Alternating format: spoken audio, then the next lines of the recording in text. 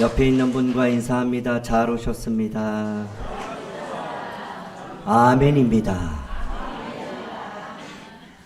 여러분, 문제 하나 드리겠습니다. 아주 쉬운 문제예요. 보고 푸는 문제입니다.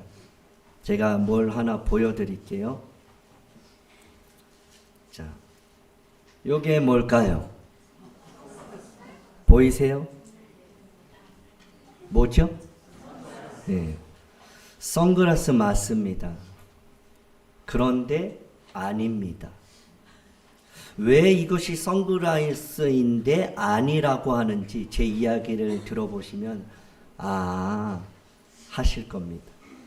지난 목요일 오후 4시 노란색 전도용 조끼를 입고 전도용 핫팩 50개를 넣은 가방을 어깨 한쪽에 메고 쌍용 아파트를 지나서 창신역과 동묘 사거리 방향으로 이렇게 걸어갔습니다. 길을 가면서 핫팩이 필요하신 분들에게 하나씩 나누어 드렸습니다. 동대문 설렁탕집쯤 지나는 중에 약 40대와 60대쯤 되는 그 여성 두 분이 설렁탕집 앞에 서 계셨어요. 약간은 허름한 잠바를 입고 목도리를 두른 채 추운 모습으로 움츠리면서 서 계셨습니다. 가까이 제가 다가가서 혹시 핫팩 필요하신가요? 물었어요. 그랬더니 그분이 예 하셨어요. 그래서 하나씩 나눠드리고 그랬더니 한 분이 한 개 더 주시면 안 되나요? 묻더라고요. 참고로 핫팩은 300원이에요. 자, 그래서 제가 예, 더 드려야죠. 그러면서 하나씩 더 드렸어요. 그러면서 물었어요. 이게 왜 많이 필요하세요? 물었어요. 그랬더니 그분이 예 하시면서 손가락으로 어디를 가르쳤어요. 그래서 제가 손가락을 가리킨 그곳을 보니까 바로 옆에 조그만 자판이 있었어요. 그렇게 짧은 대화가 오가는 중에 2명 중에 한 분이 저한테 오셔서 이거요 그러는 거예요.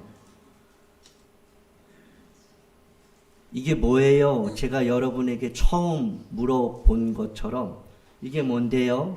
그러니까 그분이 선글라스요 이러지 않았어요. 선물이요. 오늘 본문에서 바울은 에베소에 있는 신실한 그리스도인들을 향하여 하나님의 선물에 대해 말씀하고 있습니다.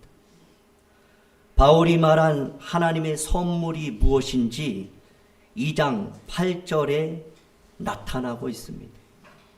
우리 함께 읽겠습니다. 시작.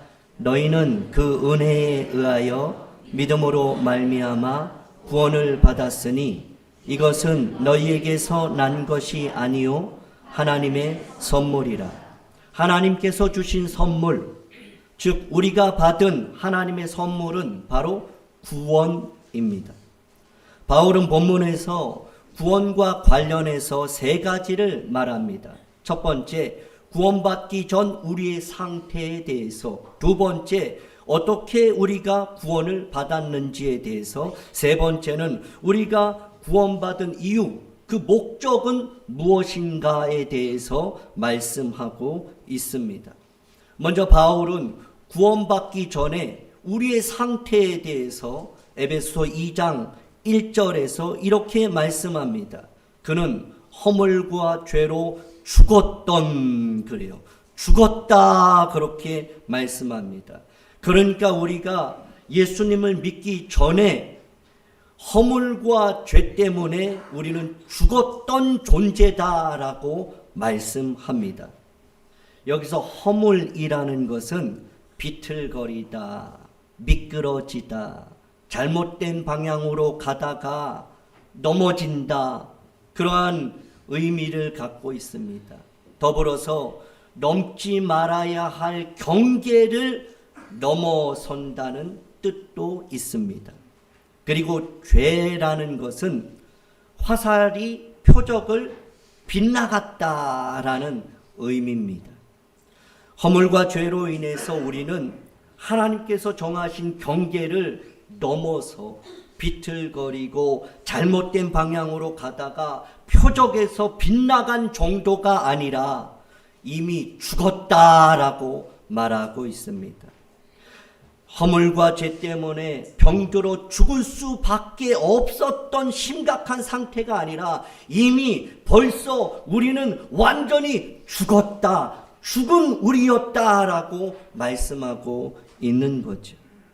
성경이 말하는 죽음의 세 가지는, 첫 번째, 우리가 일반적으로 아는 몸과 영혼이 분리되는 육체적 죽음이 있고, 두 번째는 하나님과의 관계가 분리되고 단절된 상태인 영적 죽음이 있고, 마지막 하나님과 영원한 분리, 지옥 가는 것, 그것을 우리는 성경에서 영원한 죽음이다라고 이렇게 말씀하고 있습니다. 계시록 3장 1절에서는 사대교회의 사자에게 편지하라. 내가 내 행위를 아노니 내가 살았다 하는 이름은 가졌으나 죽은 자다라고 말하고 있어요. 살았는데 죽었다는 거예요. 디모데전서 5장 6절을 보면 향락을 좋아하는 자는 살았으나 죽은 자다라고 말하고 있어요. 여러분들은 살았습니까? 죽어 있습니까? 아니면 살아있으나 죽은 자입니까? 오늘 성경은 향락을 좋아하는 자는 살았으나 죽은 자다. 구원받기 이전의 모습, 살았으나 죽은 자의 상태다라고 말합니다. 누가복음 15장 32절에는 탕자의 비유에서 집 나간 둘째 아들이 돌아왔을 때 아버지가 그 형에게 이야기합니다. 이 내 동생은 죽었다가 살아났다라고 말하는 거죠. 잃었다가 얻은 동생이다라고 말합니다. 창세기 2장 17절에서 하나님은 선악을 알게 하는 나무의 열매는 먹지 말아라. 내가 먹는 날에는 반드시 죽으리라 말씀하셨습니다. 그런데 3장 8절에서 그들이 열매를 먹었습니다. 그런데 그들의 상태에 대해서 성경은 뭐라 합니까? 그들이 여호와 하나님의 소리를 듣고 하나님의 낯을 피하여 그래요. 동산 나무 사이에 숨었다라고 말씀합니다. 반드시 죽는다 했는데 죽지 않고 하나님과의 단절, 하나님을 피하고 하나님을 멀리하고 하나님으로부터 숨는 그러한 상태가 됐다라고 말합니다. 요한복음 15장 5절에서 예수님께서도 나는 포도나무요 너희는 가지라. 나를 떠나서는 너희가 아무것도 할 수 없음이라. 영적 죽음 상태를 이렇게 표현합니다. 무엇인가요? 허물과 죄로 죽었던 우리의 영적 상태는 한마디로 하나님과 단절된 상태, 영원한 생명이신 그 하나님으로부터 끊어져 있는 상태, 그것이 바로 영적 죽음의 상태다라고 말합니다. 바울은 허물과 죄로 죽었던 상태를 에베소서 2장 12절에서는 이렇게 말씀해요. 그때에 그래요. 그때는 언제입니까? 예수님을 믿지 않는 때예요. 아직 구원받지 못한 때, 아직 예수님과 연합하지 못한 때를 말합니다. 그때 너희는 그리스도 밖에 있었다 그래요. 단절이죠.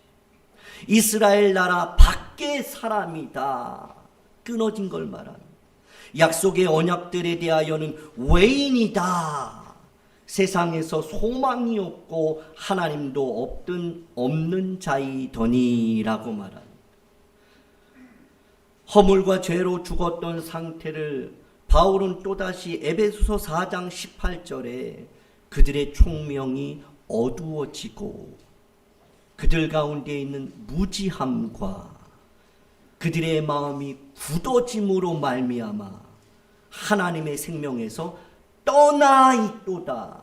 하나님으로부터 떠나 있도다. 왜? 총명이 어두워져서 무지해져서 마음을 굳게 닫았기 때문에, 죄 때문에, 허물 때문에 하나님을 떠난 인생이 되었다라고 말씀합니다. 죄와 허물로 죽었던 우리는 하나님을 알지 못하고 하나님과 교제할 수도 없었으며 하나님께서 주시는 생명을 누리지도 못한 상태였습니다. 우리는 지옥 갈 존재였어요. 그럼에도 불구하고 아무런 소망도 없는 그 비참한 그러한 상태에서 주님이 우리를 찾아오셨다는 거죠. 바울은 허물로 죽었던 우리가 무엇을 따르며 살았는지에 대해서 에베소서 2장 2절에서 이렇게 말씀합니다. 우리 같이 읽겠습니다. 시작. 그때에 너희는 그 가운데서 행하여 이 세상 풍조를 따르고 공중의 권세 잡은 자를 따랐으니 곧 지금의 불순종의 아들들 가운데서 역사하는 영이라. 하나님과의 단절이 있을 때 하나님으로부터 끊어져 있는 영적 죽음의 상태에 있는 이들이 따라가는 삶의 방식이 무엇인가? 세상 풍조라는 거예요. 세상 방식이라는 거예요. 세상의 가치관이라는 거예요. 세상 사람들이 우선순위에 두고 있는 그것을 따라갈 수밖에 없는 그런 상태가 영적으로 죽은 상태다라고 말하고 있죠. 공중의 권세 잡은 자를 따라가는 거예요. 하나님을 따라가는 것이 아니라, 말씀을 따라가는 것이 아니라, 주의 명령을 따라가는 것이 아니라, 앞선 믿음의 선배들의 신앙을 따라가는 것이 아니라, 공중 권세 잡은 자, 불순종의 아들 가운데 역사하는 영, 바로 마귀 사탄을 따라가는, 그것에 끌려가는 영적 죽음 상태를 말하고 있습니다. 3절에도 보면 영적으로 죽어있는 자가 따라가는 것이 또 하나 있습니다. 전에는, 지금은 아니죠. 지금은 에베소 교회 성도들이 주 안에 있습니다.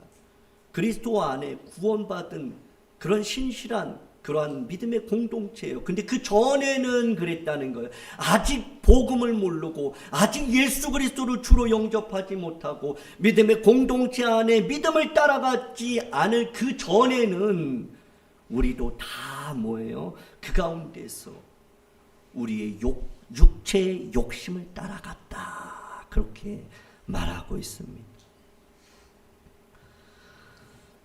바울은 우리가 예수님 믿기 전에 그때에 세 가지를 따랐다라고 말씀합니다. 첫 번째 세상 풍조, 두 번째 공중권세 잡은 자, 세 번째 육체의 욕심을 따랐다라고 합니다. 이러한 것들을 따라가는 인생은 하나님 없이 사는 인생이에요. 하나님과의 단절된 영적 죽음의 상태를 말하죠. 여러분들은 무엇을 따라가고 있습니까? 여러분들은 지난주에 무엇을 따라가셨고 이번 주에 여러분들은 무엇을 또 따라가고 쫓아가기를 원하십니까? 세상 풍조가 아니라, 공중권세 잡은 자가 아니라, 육체의 욕심을 따라가는 자가 아니라 하나님의 뜻, 십자가, 말씀, 사명을 따라가는 저와 여러분 되기를 주님의 이름으로 축복합니다. 그 결과 이러한 세 가지 따르지 말아야 할 것들을 따라간 결과가 3절에 이렇게 나타납니다. 육체와 마음에 원하는 것을 하여.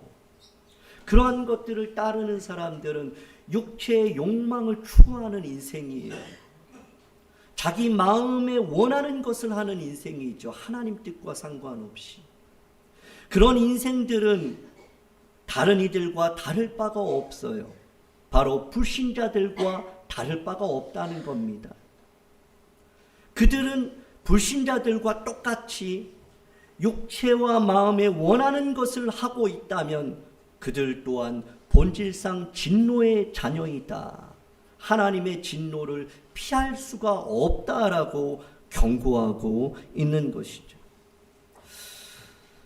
그때에는 우리도 그러한 것들을 따라다녔다는 거예요.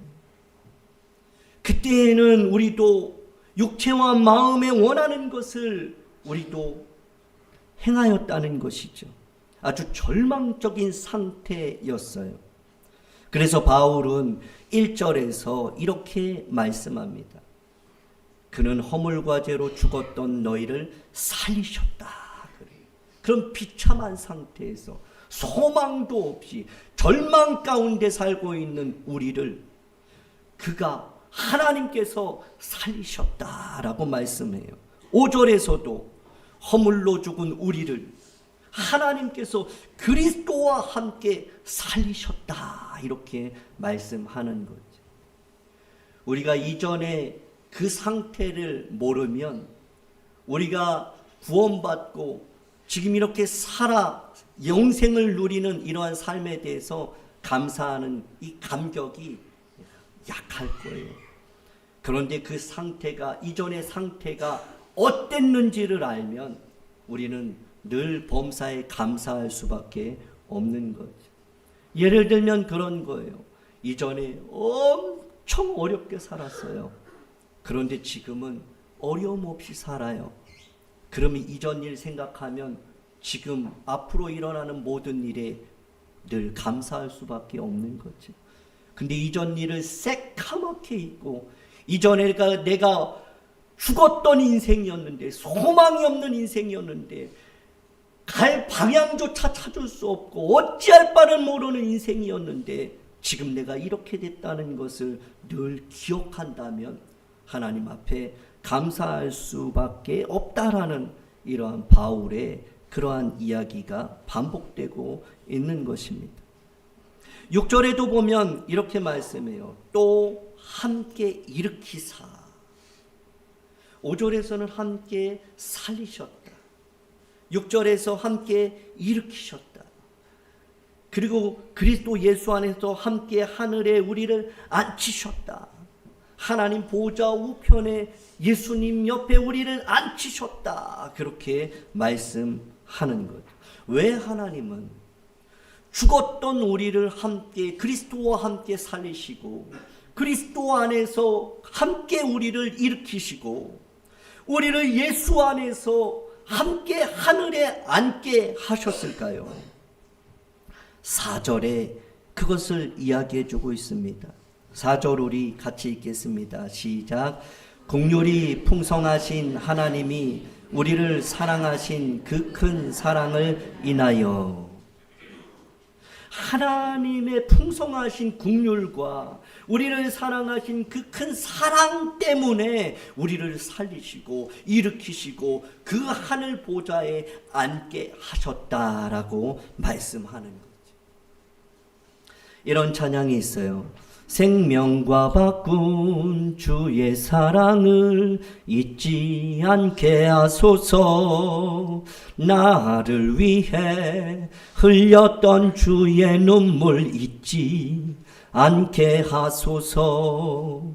주의 긍휼과 주의 선하심 내가 묵상하오니 내 영혼 위에 베푸신 주의 은혜 잊지 않게 하소서.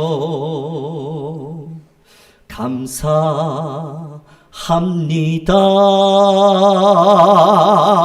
주님 고맙습니다. 그 사랑 때문에 그 눈물 때문에 주 앞에서 예배합니다. 우리 감사합니다. 같이 찬양합니다. 감사합니다.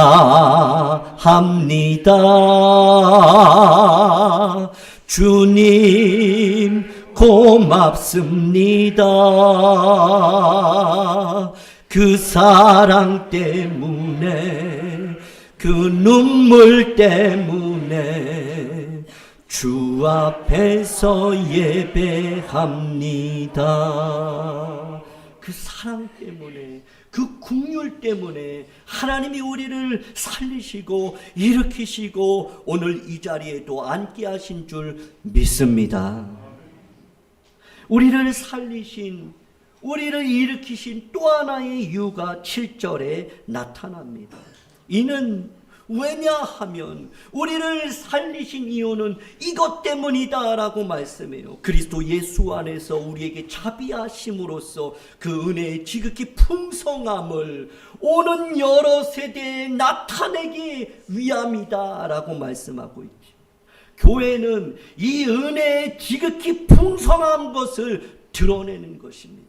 세상에 나타내는 것이, 이것이 교회의 사명이에요. 하나님의 긍휼과 그 큰 사랑이 지극히 풍성한 것을 나타내는 것, 그것이 교회의 사명이요, 그리스도인의 사명이요, 그리고 이것을 오는 여러 세대에, 다음 세대에게 보여주고 그것을 지속할 수 있도록 나타내게 하는 것, 그것이 하나님이 우리를 살리신 이유다라고 말씀해요.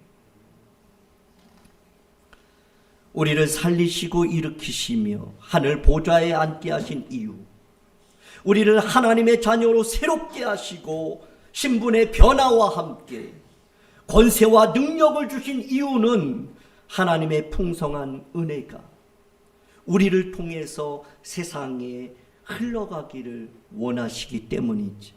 그 영광이 함께 울고 함께 즐거워하는 믿음의 공동체를 통해서 오는 여러 세대, 우리 다음 세대에게 그것을 나타내기 위함이다라고 말씀합니다. 예수님을 믿기 전 우리는 허물과 죄로 죽었습니다. 죽을 뻔한 게 아니에요. 죽을 수 있었던 게 아니에요. 이미 죽었어요.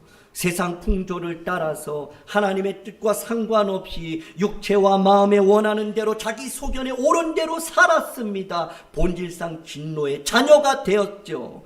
참으로 소망이 없는 절망 가운데의 상태였어요. 그런데 하나님께서 우리를 예수 안에서, 예수 그리스도와 함께 살려주셨고 구원하신 줄 믿으시기 바랍니다. 이것이 복음 중에 복음이요, 이것이 가장 큰 은혜요 선물인 줄 믿으시기 바랍니다. 이 선물을 받지 못한 사람은 자꾸 뭘 달래요. 이 말로 다 알 수 없는 이 큰 사랑과 이 긍휼을 받았음에도 불구하고 우리는 자꾸만 이것저것을 구하고 있습니다. 이보다 더 큰 것이 어디 있어요? 이보다 더 큰 은혜와 이보다 더 큰 긍휼의 풍성함이 어딨냐 말이지. 이것을 아는 사람, 이것을 경험한 사람은 하나님 앞에 주시옵소서, 주시옵소서가 아니라 주신 것 감사합니다, 이것을 위해 사용하는 자가 되게 하여 주옵소서라고 기도가 바뀌는 거죠. 바울은 우리를 구원하신 하나님의 긍휼과 그 큰 사랑을 8절에서 이것이다 라고 말씀하고 있어요. 8절 같이 읽겠습니다. 시작.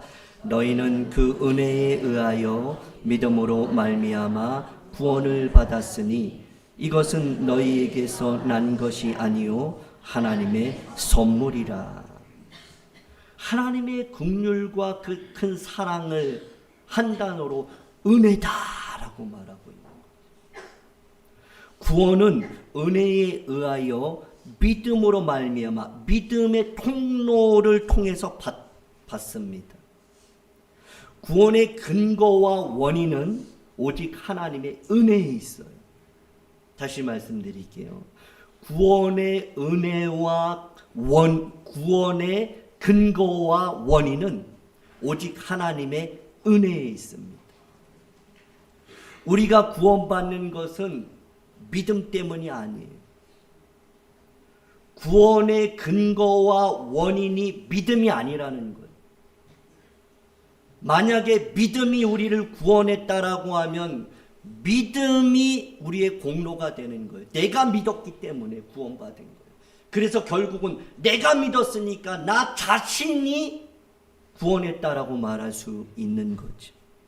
그래서 성경은 분명하게 말해요. 은혜에 의하여라는 것은 은혜에 근거했다는 거예요. 은혜가 원인이라는 거예요. 그러니까 은혜에는, 그 구원에는 다른 어떤 것도 포함될 수가 없어요. 오직 하나님의 은혜만으로 가능한 것입니다. 믿음으로 우리를 구원하는 것이 아니에요. 하나님의 은혜가, 오직 그 은혜만이 우리를 구원하시는 것이죠. 구원은 전적으로 하나님의 은혜로 이루어진 하나님의 단독 사역이에요. 나를 구원한 것이 나의 믿음이라고 한다면 그것은 믿음, 그것이 공로와 내 노력과 내 힘과 내 열심이 되는 거예요. 그래서 결국은 자랑하게 되는 거죠. 교만하게 빠지는 거예요. 믿음이 있다고 하는 것, 믿음 때문에 응답을 받은 것이 아니라 하나님의 은혜 때문에 응답을 받은 거예요. 우리가 지금 이 자리에 있는 것이 순종 때문에 우리가 이 자리에 온 게 아니라 순종에 앞선 하나님의 은혜가 있었기 때문인 줄 믿으시기 바랍니다. 그러니 믿음과 순종과 충성과 헌신도 하나님의 은혜다.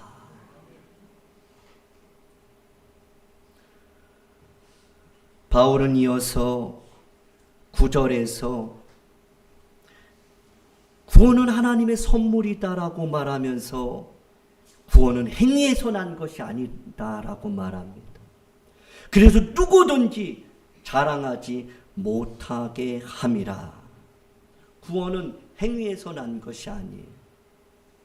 그러니까 교회에서 충성한다고 해서, 누구보다 더 열심히 예배 생활한다고 해서, 그리고 봉사한다고 해서 구원받는 건 아닙니다. 구원받기 위해서 충성하는 것이 아니라 구원을 받았으니까 마땅히 충성하는 거예요. 할렐루야. 우리가 천국 가려고 예배하는 것이 아니라 천국 백성이니까 예배하는 거예요. 우리가 순종해야 하나님이 복 주시기 때문에 순종하는 것이 아니라 하나님 우리에게 복을 주셨기 때문에 순종하는 거죠. 하나님의 선물이기 때문에 구원은 누구도 아무도 자랑할 수가 없어요. 겸손히 하나님 은혜입니다. 나 같은 죄인 살리신 주 은혜 고맙고 감사합니다. 구원은 울어도 안 돼요. 힘써도 안 되고, 참아도 안 되고, 견뎌도 안 되고, 인내해도 안 돼요. 구원은 결코 내 힘으로 안 됩니다. 돈으로 안 돼요. 힘으로 안 돼요. 지식으로 안 돼요. 마음 착해도 안 돼요. 선행으로 안 돼요. 구원은 오직 하나님의 은혜로만 되는 줄 믿으시기 바랍니다. 바울은 자신의 발걸음을 돌아보면서 고린도전서 15장 10절에서 그러나 내가 나 된 것은 하나님의 은혜로 된 것이다 라고 고백을 합니다. 여러분, 옆에 있는 분과 우리 한번 이렇게 인사했으면 좋겠어요. 바울처럼 나의 나 된 것은요 다 하나님 은혜입니다.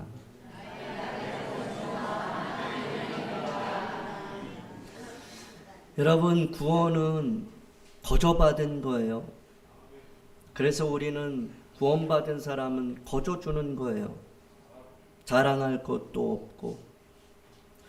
여러분, 우리 막내가 6학년이에요. 그런데 며칠 전에 저보러 아빠 6월 달에 간식 내가 사기로 했어요. 그래요. 자기가 이름을 거기다 썼대요. 그래서 야, 너는 초등학생인데 미성년자인데 야, 그거 한번 간식 내면 일부러 제가 좀 크게 불렀어요. 한 15만 원도 될 텐데 어떡하려고. 그러니까 20만 원 내려고요. 그러더라고요. 근데 여러분, 시키지 않았어요. 저 아이가 은혜를 아는 건지 아니면 돈의 개념이 없는 건지, 제가 볼 땐 돈의 개념은 있을 거예요. 6학년이면 그 돈이 얼마만큼의 가치가 있는지 알 겁니다. 근데 그렇게 내놓을 수 있다는 것은 하나님이 은혜를 주셨기 때문이라고 좀 믿어요. 우리 둘째 아들이 지금 멀리 나가 있는데 그 아이가 한 6학년 때였어요. 근데 그 아이가 그러더라고요. 아빠, 내가 10만 원짜리 수표를 한번 갖고 싶대요. 우리가 그렇잖아요. 10,000원짜리 10만 원 있고 5만 원짜리 10만 원 있을 수 있어요. 근데 초등학교 6학년 아이에게는 수표를 갖고 싶었던 거예요. 그 물어봤어요. 10만 원 수표 뭐 하려고? 그러니까 아니 그냥 수표 갖고 싶어서요 그러는 거예요. 제가 그래서 말했어요. 그러면 10만 원 수표 그거 생기면 하나님 앞에 헌금해라 그랬어요.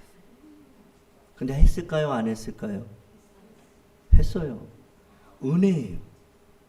그 아이가 뭐 순종이고, 제가 볼 때는 순종이라서 한 게 아니라 하나님의 은혜를 주셨기 때문에 하는 거예요.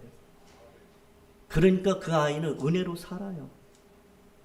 별로 걱정 안 해요. 어디 가도 쟤는 은혜로 살 거다. 그래서 하나님의 은혜를 엄청 받은 아이예요. 근데 저 아이도 제가 볼 때는 둘째는 시켜서 했는데 쟨 자원해서 했으니 쟤도 이제 걱정할 일이 없어요. 하나님 은혜로 살 것이다. 여러분, 우리가 은혜로 사는 거예요. 거저 받았으니까 거저 주는 거예요. 여러분, 동대문 내려가서 그 노숙하는 아저씨 앉아 계세요. 그 아저씨 국밥 사드시라고 돈 드리는 거예요. 그러면 그분이 얼마나 기뻐하는지. 선글라스 이거 받고 제가 물어봤어요. 이거 팔아도 얼마 남지 않을 텐데 이걸 저 선물 줘요. 그러니까 선물이에요.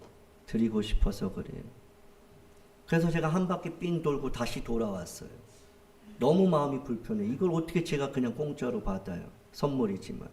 다시 찾아가가지고 2만 원 드리면서 두 분이니까 따뜻한 국밥 사드세요. 그랬어요. 은혜예요, 은혜. 거저 받았으니까 거저 주는 거예요.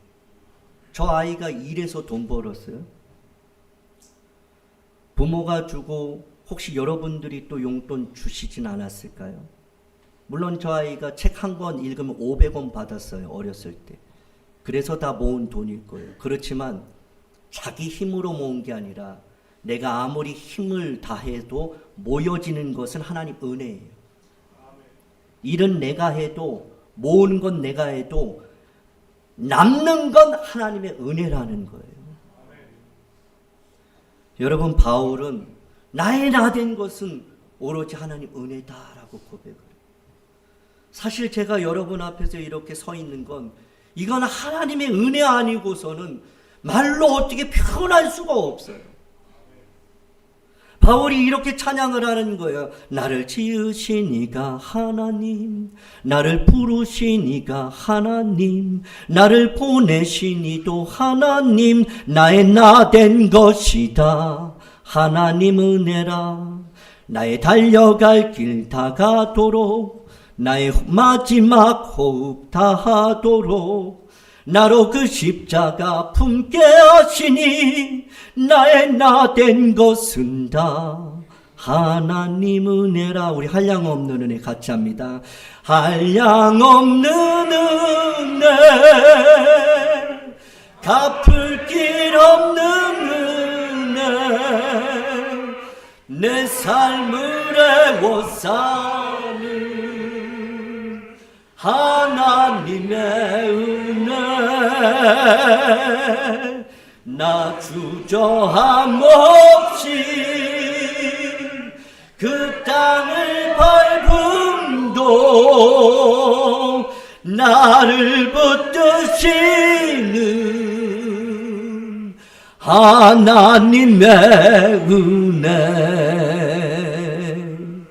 10절에서 바울은 우리는 그가 만드신 바라 그리스도 예수 안에서 우리를 지으셨다. 우리는 그의 지으심을 받은 자다. 우리는 창조의 목적이 있다. 우리를 새롭게 하신 새로운 피조물로 세우신 이유가 있다. 우리를 그리스도와 함께 살리시고 함께 일으키시고 함께 하늘 보좌에 앉게 하신 이유가 있다. 그것이 무엇입니까? 선한 일을 위하여입니다. 우리는 하나님 만드신 하나님 작품입니다. 예전에 유초등부 아이들 여름 사역할 때 그러한 찬양이 있었어요. 너는 걸작품, 하나님의 최고의 선물. 너는 걸작품, 이런 게 있었어요. 옆 사람 보고 당신은 하나님의 걸작품이십니다.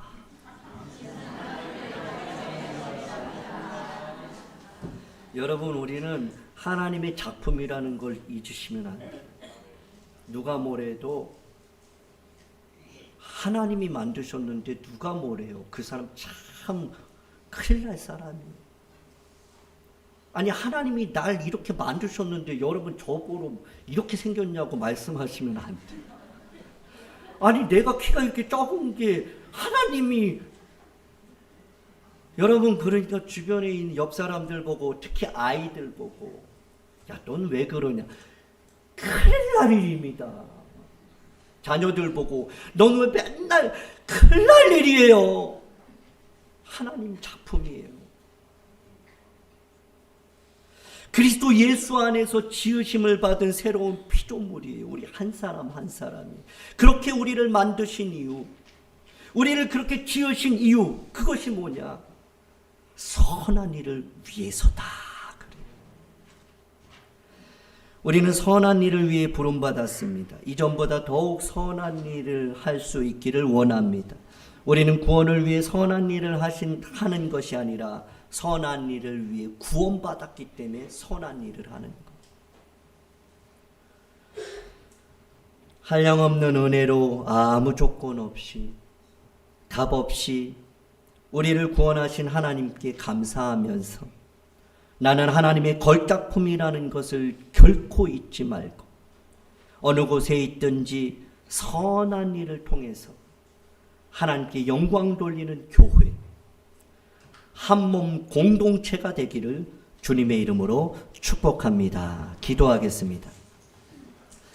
긍휼과 사랑이 많으신 하나님 아버지, 허물과 죄로 죽었던 우리를, 본질상 진노에 다녔던 우리를 하나님의 은혜로 구원하여 주시니 감사합니다. 그 은혜와 구원을 늘 기억하며 범사에 감사하고 항상 기뻐할 수 있는 삶을 살게 하옵소서. 십자가에서 우리의 죄값을 온전히 지불하신 예수님을 이전보다 더욱 사랑하게 하시고 피값으로 사신 몸된 교회를 이전보다 더욱 사랑하게 하옵소서. 특별히 내 이웃을 내 몸과 같이 사랑함을 통하여 그 은혜가 지극히 풍성함을 나타내는 교회와 성도들이 되게 하여 주옵소서. 하나님의 작품으로 선한 일에 힘쓰는, 하나님의 영광을 드러내는 다음 세대들에게 그 풍성한 은혜를 전달하는, 드러내는 성도들의 삶이 되게 하옵소서. 예수님 이름으로 기도하옵나이다. 아멘.